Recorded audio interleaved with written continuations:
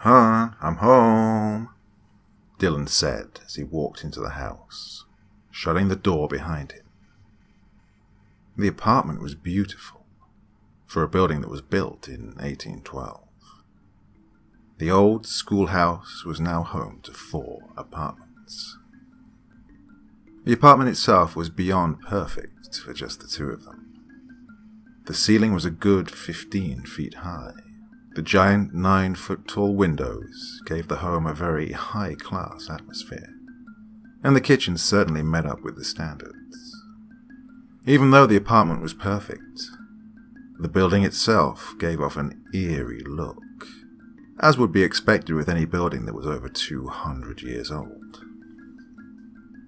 "Hey, hon," his wife, Jasmine, said, smiling as she walked out from the guest room. "How was work?" she said, hugging him and giving him a kiss. Her hazel eyes looked up at him. She was just 5'2", and he was 6'3". It was all right. Nothing too horrible today. "How's unpacking coming along?" Dylan asked, looking around the house. There were a few boxes still packed, but nothing compared to just 3 days ago. "That's good, and it's getting there. Almost done." "I see that. Oh, I forgot my bag in the car," Dylan said, kissing her again. "I love you." He grabbed his bag and shut the door. The 3-story building looked gloomy, almost haunting, in the little sun that was left. He opened the main doors and stepped in the hallway, which was more of a large conference room, with dull blue carpet plopped in the center. There were 2 doors side by side on the right wall. Apartments 3 and 4. His was 4. 2 doors sat on the other wall, as well as a staircase.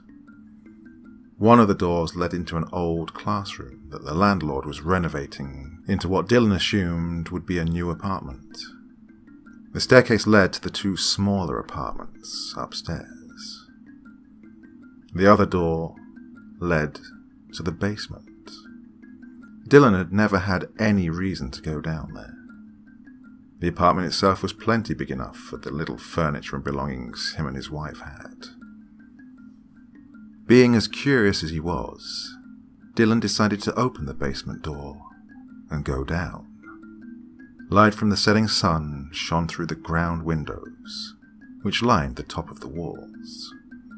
The stairs were relatively new. He got to the base of the stairs and took a deep breath. It was chilly within the stone walls. There were open rooms throughout the basement. It seemed that these were all once classrooms, now just storage rooms for the landlord and past tenants. Walls between rooms were old and dusty. Some spots even had bricks laying beside them as if they were torn or smashed out of the walls. There was a hallway behind the first 2 rooms. As he got further from the stairs, he noticed there were no more windows. The only light was a small glimmer of light from the windows across the basement.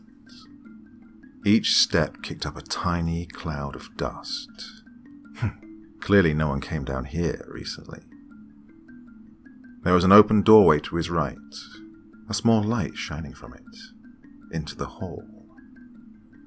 He went in and immediately noticed that the back of the room indeed had windows. They had all just been painted black, and the light was coming from a partially shattered window. In the room sat several dressers, a few boxes and a bed frame. Plenty of bugs that crawled through the window lay dead on the floor. Dust covered the boxes and furniture. The room had a deep red haze to it from the glistening sun. Behind one of the bed frames sat a quite large thing. It was about 8 feet tall, leaning along the wall. Several blankets were wrapped around it and taped, protecting whatever was in the bundles. Dylan got closer and was puzzled at the fact that If something was so special to wrap it up in several blankets, why would someone leave it here? Nothing else was wrapped up. In the first rooms, there were plenty of lamps, mirrors, and other breakable items just lying around. So why was this item so special? Dylan's curiosity got a hold of him. He moved the bed frame and began carefully taking off the tape. One by one, he unraveled the blankets, revealing a very old wooden framed mirror. The frame was stained a dark brown, giving the mirror a very nice aura. He wiped the dust off the frame, running his fingers slowly along engravings in the wood. It was one line of symbols, which looked foreign, that wrapped completely around the mirror. Even behind the layer of dust, the mirror gave off a slight glimmer. Dylan wiped it off with his hand. One single stroke, enough to reveal his face in the glass. His brown eyes stared back at him. There was something there which intrigued him about his own reflection. Something didn't seem right, but at the same time, it looked like every other reflection he'd ever seen. He placed his hand on the glass and looked closer. Maybe his eyes were irritated, or he had bags under his eyes. It was a longer workday than usual. No bags under his eyes, and his eyes were fine. "You shouldn't be down here," James said, causing Dylan to jump. "Oof, you scared the hell out of me, man." James stayed silent. He lived upstairs in one of the apartments with his wife and daughter. "You shouldn't be down here," he said again. "Just looking around. Is it yours?" Dylan asked, pointing to the mirror. "Not mine. It's theirs," James replied, as he stepped closer into the light, revealing an old hatchet. "James? Are you okay?" "I haven't been okay for a long time," he replied, walking closer. With no expression, James raised the hatchet and struck Dylan's head, the blade jamming 5 inches right into his forehead, killing him instantly. James ripped out the hatchet and turned to the mirror, a soft grin spreading across his face. He dragged Dylan's body and propped it against the mirror and stepped back.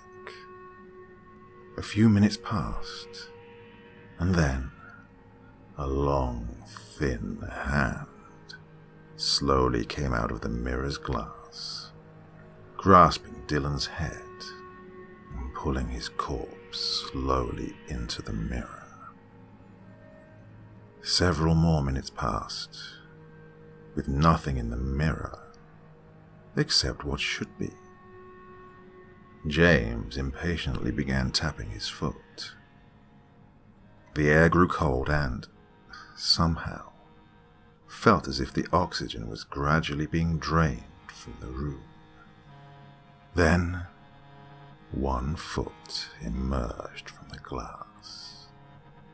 Then a leg, until an entire being stood before James. It looked like Dylan. Same clothes, and even the same hairstyle Dylan had just moments before. But it was not Dylan. Whatever it was stood there, its legs twisted and bent backwards, its arms and hands twisted in positions that should be impossible.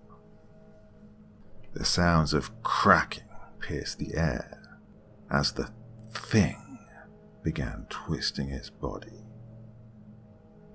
Within a minute, there it stood, perfectly upright. Now, in every aspect, it looked exactly like Dylan.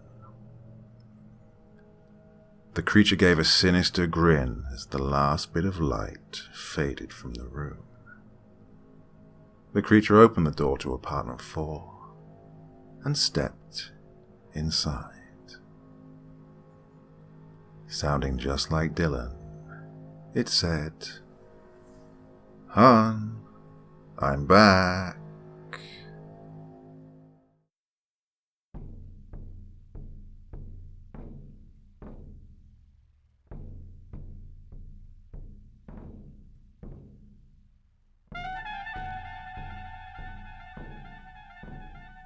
Hey there.